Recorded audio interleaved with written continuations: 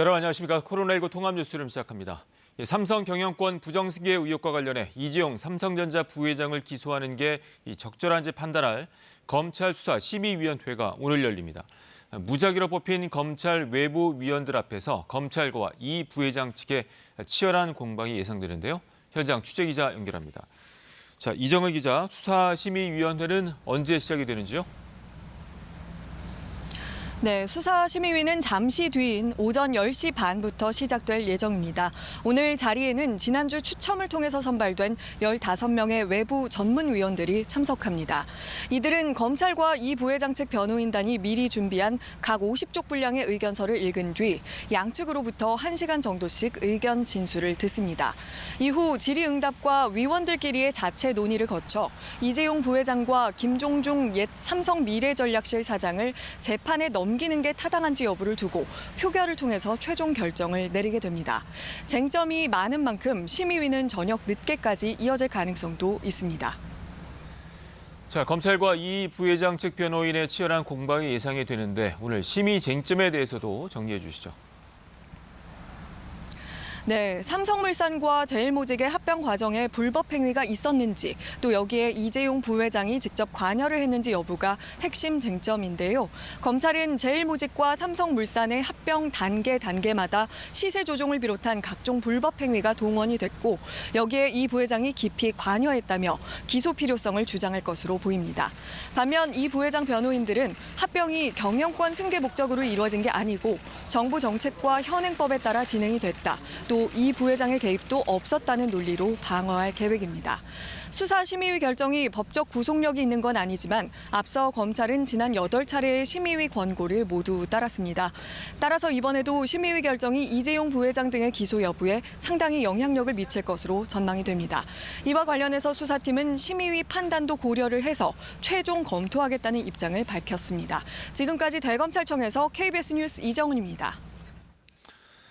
지난 22일 밤 대북 전달을 기습 살포했다고 주장하고 있는 탈북민 단체 자유북한운동연합 박상학 대표의 집과 사무실에 대해 경찰이 오늘 아침 압수수색을 시도하고 있습니다.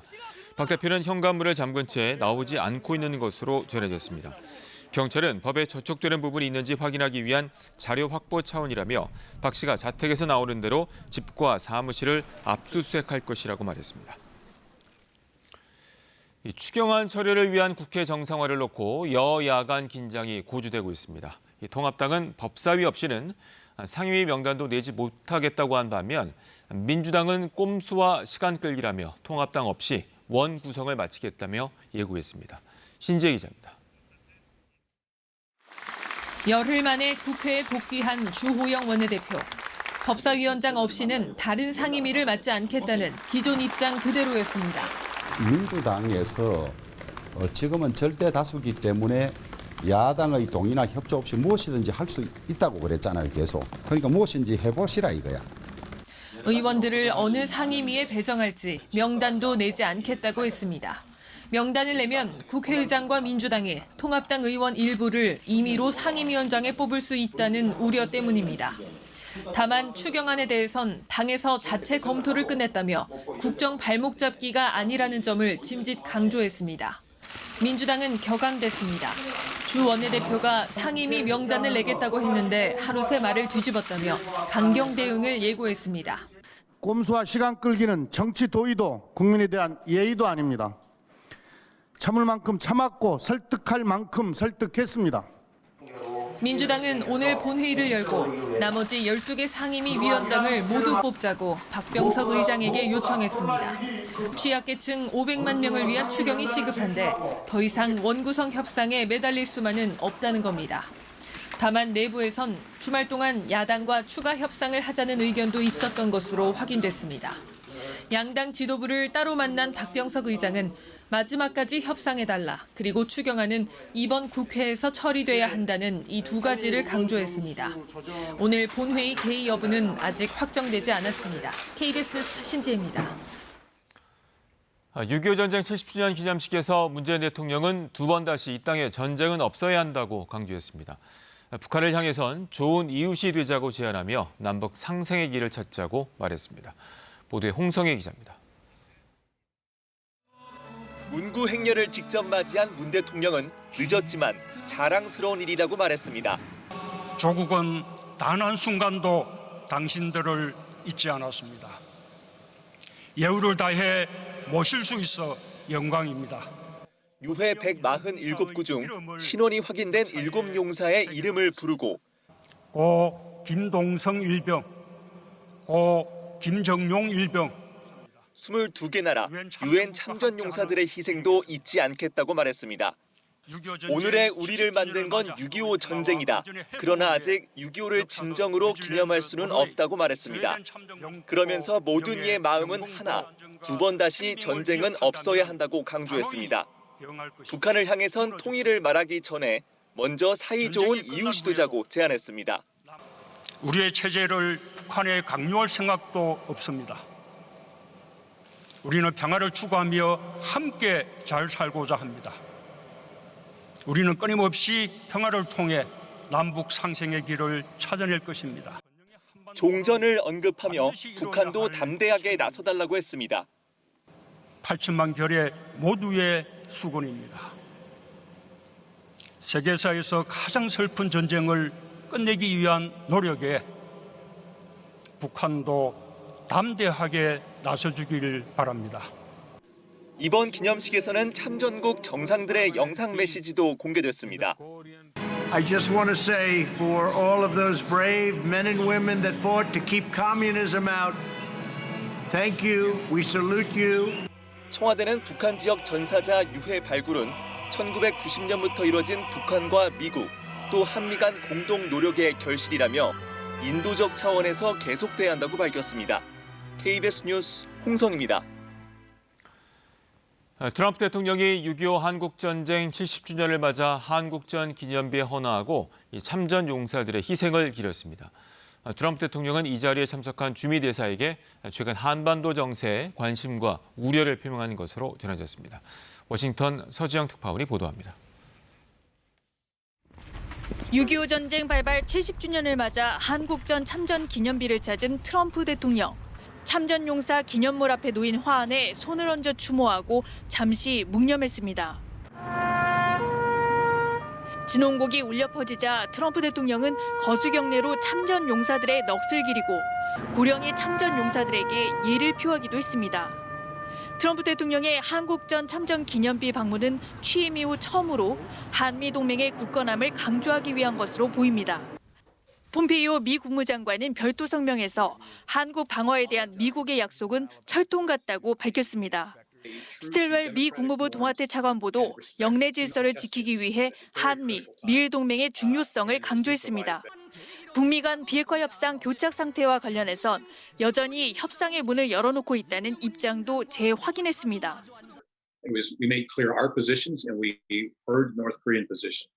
And the ball is in their court. We stand ready to, continue that discussion. 해리스 주한 미 대사도 북한의 행보를 지켜보고 있다며 동맹인 한국과 긴밀히 조율 중이라고 밝혔습니다. 볼턴 전 백악관 국가안보부 장관의 회고록이 파장을 일으킨 뒤 열린 70주년 행사에서 미 정부의 고위 관리들은 한미 동맹을 유독 강조하는 분위기였습니다.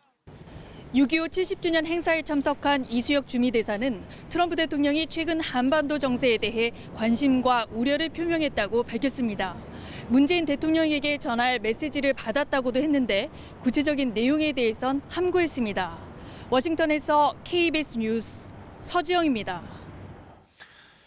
코로나19 소식 전해드립니다. 최근 대전에서 방문 판매업체를 중심으로 코로나19 집단 감염이 계속되면서 대전의 누적 확진자가 100명을 넘어섰습니다.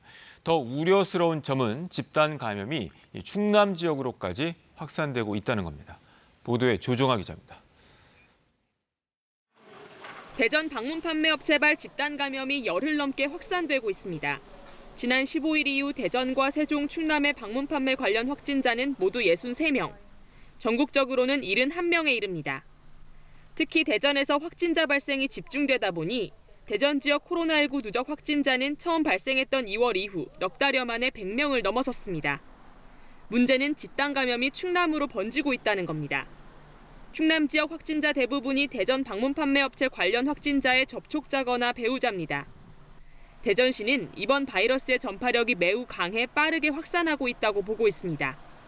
그 바이러스 특성이 또 다른 것인가 하는 타입이 다른 타입인가 하는 그런 생각도 한편 하는데 그거는 뭐 질본 검사 결과에 따라서 그거 확인할 수 있겠습니다. 대전시는 대전 방문 판매업체 등을 중심으로 집단 감염이 계속되자 경찰의 방문 판매업체 등의 불법 운영 여부와 집합금지 행정명령 이행 여부에 대한 공조수사를 요청했습니다. 코로나19 주요 발생 장소와 드러난 다단계 방문 판매업소를 중심으로 위법, 불법 사항 여부에 대해 경찰에 수사 의뢰하는 등 엄중하고 단호하게 조치해 나가고 있습니다. 또 서울 방문 판매업체 리치웨이와 쿠팡 물류센터까지 범위를 넓혀 수도권과의 연관성도 심층 조사 중이라고 밝혔습니다. KBS 뉴스 조정아입니다. 부산항에 들어온 러시아 화물선 선원들의 코로나19 집단 감염과 관련해서 접촉자로 분류된 국내 항만 관계자들이 모두 음성 판정을 받았습니다. 우려했던 지역사회로의 감염 확산 가능성이 낮아져 일단 큰 고비는 넘기는 것으로 보입니다. 김아른의 기자가 보도합니다. 부산 감천항에 정박한 러시아 냉동 화물선 2척과 접촉한 항만 관계자는 모두 163명입니다. 보건당국은 거주지별 선별 진료소를 통해 코로나19 진단검사를 마쳤습니다. 결과는 모두 음성이었습니다. 항만 보건당국은 국내 밀접 접촉자 전원이 음성 판정을 받아 일단 지역사회로의 감염 확산, 전파 가능성이 낮은 것으로 보고 있습니다. 하지만 긴장감은 늦추지 않고 있습니다. 음성 판정을 받았다 해도 항만 관계자들을 14일간 격리 조치하기로 했습니다. 지금까지는 양성이 안 나왔기 때문에 2차, 3차 감염은 더는 없을 걸로 생각합니다. 좀 다행스럽게 생각하고 조금은 안도는 하지만 잠복기 동안에 추가 감염이 있을 수도 있기 때문에 지켜봐야 되고. 이런 가운데 확진 판정을 받은 러시아 선원이 상륙 허가서 없이 무단 하선했고 이로 인해 국내 항만 관계자들을 감염 위험에 빠뜨린 것으로 확인됐습니다. 항만 보안 관계자들은 외국인 선원들에 대한 통제가 쉽지 않다고 설명합니다. 총경찰법에 따라서 불신검문은 할 수 있으나 그 감천항 같은 경우는 종변 같은 경우는 30척에서 50척 선박이 되어 있는 부분에 대해서 특히 러시아 선박이 거의 대다수라고 지금 보시면 될 것 같아요. 관리를 할 수 있는 부분들은 저희들이 한계가 있죠. 항만 검역과 보안에 허점이 드러난 만큼 외국 선원들의 출입국 관리 등에 대한 관련 당국의 대책 마련이 시급해 보입니다. KBS 뉴스 김아른입니다. 경기도 안산의 한 유치원에서 집단 식중독이 발생했습니다. 피해 어린이들이 100명이 넘는데요. 일부는 이른바 햄버거병 진단을 받아 투석 치료까지 받고 있습니다. 장혁진 기자입니다. 이 유치원에서 식중독 증상이 처음 나타난 건 약 2주 전. 전체 원생 184명 가운데 99명이 증상을 보였고 원생과 함께 목욕을 한 어린 동생 등 2명도 감염됐습니다. 동시에 먹었으니까 뒤통수도 가지고 나오지 않았을까 추측을 하는 거고. 검사 결과 피해 어린이 가운데 40명 이상이 병원성 대장균인 오이루칠균 양성 판정을 받았습니다. 이 유치원은 지난 19일부터 폐쇄됐습니다. 보건당국은 현장 조사에서 이 유치원이 보존해야 할 음식 일부를 빠뜨린 점을 발견하고 과태료를 부과했습니다. 남아있는 단체 급식 음식을 검사했지만 뚜렷한 원인을 찾지는 못한 상황. 20명이 넘는 어린이들이 아직 입원하고 있는데 14명은 용혈성 요독 증후군, 이른바 햄버거병 증상을 보였고 5명이 투석 치료를 받고 있습니다. 심한 복통을 호소하고 있고 혈변을 보이는 아이들도 많이 있습니다. 콩팥 기능이 많이 손상이 돼서 용혈성 요독 증후군의 증상을 보이고 있고. 또 같은 안산시의 다른 유치원에서도 원생과 교사 등 9명이 식중독 증상을 보여 유행 가능성도 우려됩니다. 최근 5년 동안 식중독 환자 발생은 여름철에 90% 이상 집중됐고 단체 급식이 원인이었던 건 76%에 달했습니다. 식약처는 식중독 감염의 55%가 채소류에서 21%는 육류에서 발생하고 있다며 충분히 세척을 하고 고기도 익혀 먹을 것을 당부했습니다. KBS 뉴스 장혁진입니다. 이번엔 KB증권 연결해서 오늘의 주식시장 알아보겠습니다. KB증권입니다. 미국 증시 훈풍에 힘입어 코스피가 개인의 단독 사자로 하루 만에 반등하고 있습니다. 코스닥은 개인과 외국인이 동반 매수에 나서며 강보합 중입니다. 이 시각 현재 코스피 지수는 13.11포인트 상승한 2125.48에 코스닥은 2.74포인트 오른 753.1에 거래되고 있습니다. 간밤 미국 증시는 미국 은행들의 자금 운영을 제한해오던 이른바 볼커룰, 자본투자 규제 조치가 완화된다는 소식에 은행주의 주도로 주요 지수 상승 마감했습니다. 코스피는 개인의 순매수에 힘입어 소폭 오름세를 보이고 있고 미국의 금융주 훈풍에 KB금융이 2% 넘게 상승하는 등 국내 금융주가 강세입니다. 한편 코스닥 시장에서는 헬릭스미스가 미국에서 3상 임상시험에 다시 착수한다는 소식에 4% 가까이 강세고 나노엔텍이 SK바이오팜의 상장을 앞두고 15% 넘게 급등하고 있습니다. 이 시각 현재 달러화에 대한 원화 환율은 1,199원 50전에 거래되고 있습니다. 지금까지 KB증권이었습니다.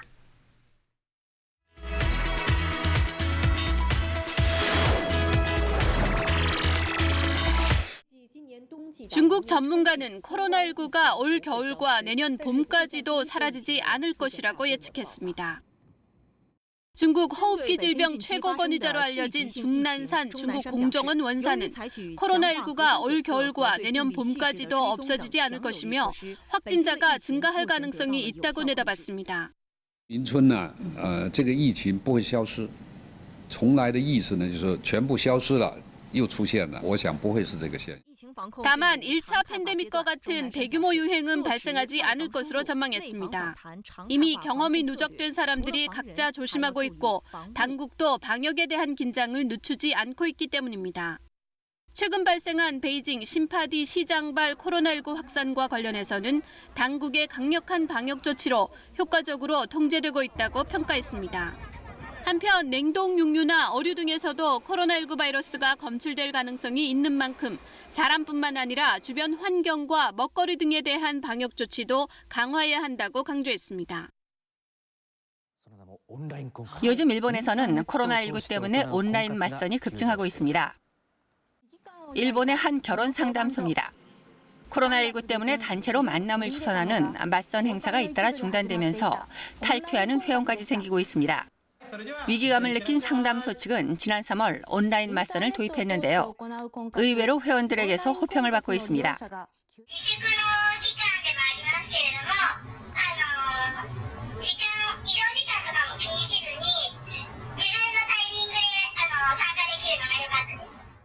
보통 회원들은 상대방 사진이나 직업 등을 보고 마음에 들면 결혼 상담소를 통해 만남을 신청해 오프라인에서 직접 만나는데요.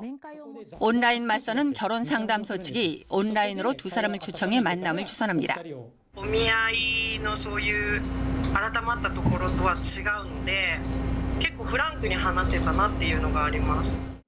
일 때문에 시간을 내기 힘들거나 해외 등 광범위한 지역에서 상대방을 찾는 사람에게서도 호평을 받고 있는데요. 하지만 여성 회원들의 경우는 온라인 맞선이 좋다는 반응이 많은 반면 남성 회원들은 직접적인 만남을 선호하는 경향이 강하다고 합니다. 파리 근교에 위치한 대규모 전시센터 건물 옥상에 만들어진 농장입니다. 이 옥상 농장에는 몇몇 전문 재배업체들이 들어와 상추, 토마토, 딸기 등 각종 과일과 채소를 재배하고 있습니다. 이처럼 타워 형식의 현대적 재배 시설을 갖춰 주로 친환경 수경 재배 방식으로 기르고 있는데요. 건물 옥상이라 햇볕도 충분하고 재배 면적 대비 생산성도 높습니다. vocation de cette ferme urbaine, c'est d'approvisionner localement en produits sains, sans pesticides notamment, soit des commerces locaux, des restaurants d'entreprise, des 친환경으로 재배된 과일, 채소들은 수확 즉시 파리와 인근 지역의 상점과 식당들에 공급됩니다. 신선하고 믿을 수 있다며 옥상 농장 작물에 대한 소비자들의 반응도 좋습니다. 최근 먼 곳에서 생산돼 운반된 농산물보다 지역에서 생산된 신선한 음식 재료를 선호하는 소비 경향이 두드러지고 있는데요. 파리 옥상 농장 운영진은 앞으로 2년 내 이곳을 유럽 최대 규모의 도심 옥상 농장으로 만들 계획입니다. 시에라리온의 유명한 침팬지 보호구역이 코로나19로 심각한 재정난을 겪고 있습니다. 아프리카 서부 연안 시에라리온의 타쿠가마는 침팬지 보호구역으로 알려져 있습니다. 야생에서 구출된 침팬지 96마리가 자유롭게 나무 열매를 따먹고 한가로운 시간을 보내고 있는데요. 전 세계 관람객들은 그동안 이곳에서 멸종 위기의 침팬지들을 가까이 볼 수 있었지만 코로나19로 현재 2개월 넘게 폐쇄된 상태입니다. Focusing on the priorities, but we still have to feed 96 chimps. We still have to pay, staff salaries for about close to 40 employees. 보호구역 관계자들은 침팬지들의 건강한 생존을 위해 캠페인을 시작하고 전 세계인들의 기부를 독려하고 있습니다. KBS 월드뉴스입니다. 인천국제공항 보안검색요원들의 정규직 전화 문제를 놓고 여론은 물론 이해 당사자 누구도 환영의 목소리를 내는 곳을 찾기 어렵습니다. 3년간 130여 차례 협의를 거쳤다는 공항공사 측의 설명이 무색해졌는데요. 어떤 점이 논란인지 황정호 기자가 쟁점별로 짚어봤습니다. 우선 공공부문부터 임기 내에 비정규직 제로 시대를 열겠다. 직고용이 결정된 보안검색 요원들의 운명은 대통령의 공항 방문 날짜로 갈립니다. 이날 뒤에 들어온 입사자들은 필기시험 등 공개 경쟁을 거쳐야 하는데 그 이전 입사자보다 상대적으로 탈락 가능성이 크다는 점에서 추가 대책을 요구하고 있습니다. 근데 이분들도 몰랐죠.